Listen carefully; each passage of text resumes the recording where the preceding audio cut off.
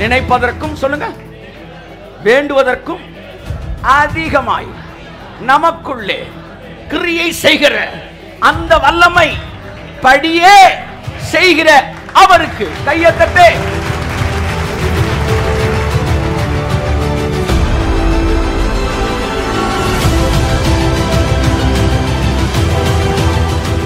ஒரு வல்லமை எனக்குள்ளே கிரியை செய்கிறது. எனக்குள்ளே கிரியை செய்கிற வல்லமைப்படியே போராடி பிரயாசப்படுகிறேன். சொல்றாரு, நான் ஓடி ஓடி வேலை பார்க்கறதுக்கு ரீசன் என்னன்னா, எனக்குள்ள ஒரு வல்லமை வேலை பார்த்துக்கிட்டே இருக்கு சார். விஷம் எப்படி ஒருத்தனுக்குள்ள மரணத்துக்கு எதுவும் வேலை பார்க்குதோ, இந்த ஜீவன் நமக்குள்ள வேலை பார்த்துக்கிட்டே இருக்கான். இன்னொரு இடத்துல சொல்றாரு, நினைப்பதற்கு வேண்டுவதற்கு அதிகமாக நமக்கு செய்ய வல்லவராகி அவர் அல்ல. வசனம் அப்படி வரவே இல்லை. நம்ம வந்து கட் பண்ணி எடிட் பண்ணி நேரம் அங்கே போயிடும். அவர் நினைப்பதற்கு வேண்டுவதற்கு அதிகமாய் செய்வார். அவர் செய்வார்னு சொல்லல, நினைப்பதற்கும் வேண்டுவதற்கும் அதிகமாய்,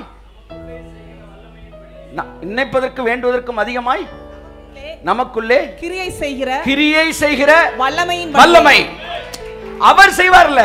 நீங்க நினைக்கிறதுக்கும் நீங்க வேண்டுகிறதுக்கும் அதிகமாக ஒரு வல்லமை உங்களுக்குள்ள வேலை பார்த்துக்கிட்டு இருக்கான். நினைப்பதற்கும் சொல்லுங்க, வேண்டுவதற்கும் அதிகமாய் நமக்குள்ளே கிரியை செய்கிற அந்த வல்லமை படியே செய்கிற அவருக்கு கையை தட்டு. புரியுதா நான் சொல்றது உங்களுக்கு?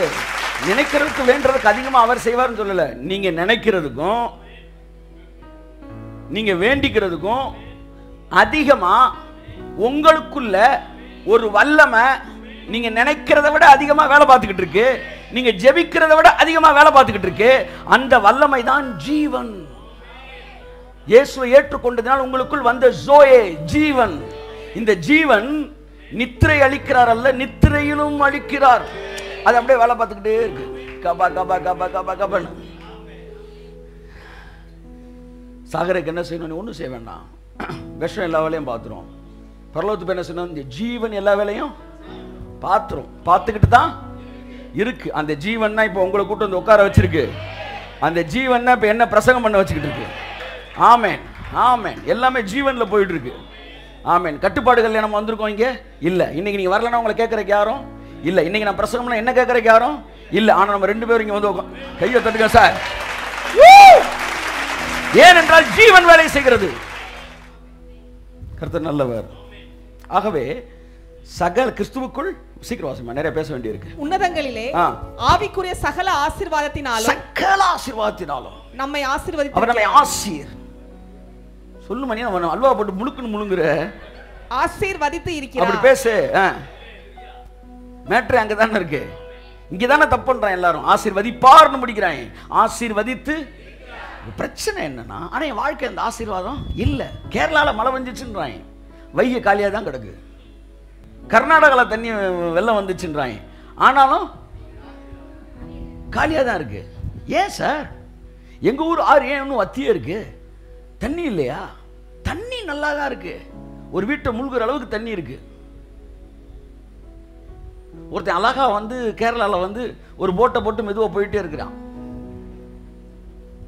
கொரியர் பாய் என்னன்னு தெரியல, ரொம்ப சின்சியரா வேலை பார்த்துக்கிட்டு இருக்கான் போல. ஒவ்வொரு ஸ்ட்ரீட்டா போயிட்டு இருக்கான் படகுல. என் அன்புக்குரியவர்களே, முங்குற அளவுக்கு தண்ணி இருக்கு, ஆனா நமக்கு தண்ணி இல்லை. என்ன பிரச்சனை சொல்லுங்க? இடையில இணைக்கக்கூடிய சேனல்ஸ் அந்த தண்ணீரை சரியாக நம்மிடத்தில் கொண்டு வரவில்லை. இப்போ என்னன்னா வந்து தண்ணி அங்கே வந்துருச்சு, இங்கே வந்து சேரல. ஏன்னா அந்த ஆறு என்கிற சேனல் சரியா இல்லை. ஆற்றுல மணலை தோண்டிட்டாங்க, தண்ணி இல்லை. தண்ணி வந்து சரியான சேனலைஸ் பண்ணி வரல. இப்படித்தான் உங்களுக்குள் கொடுக்கப்பட்டிருக்கிற தெய்வீக ஆசீர்வாதங்கள் உங்கள் லைஃப்பில் வந்து எக்ஸ்போஸ் ஆகலை, ரிவீல் ஆகலை, அது வந்து விசிபிள் ஆகலை. ஏன்னா இடையில சேனல்ஸ் எங்கேயோ மிஸ் ஆகிருக்கு.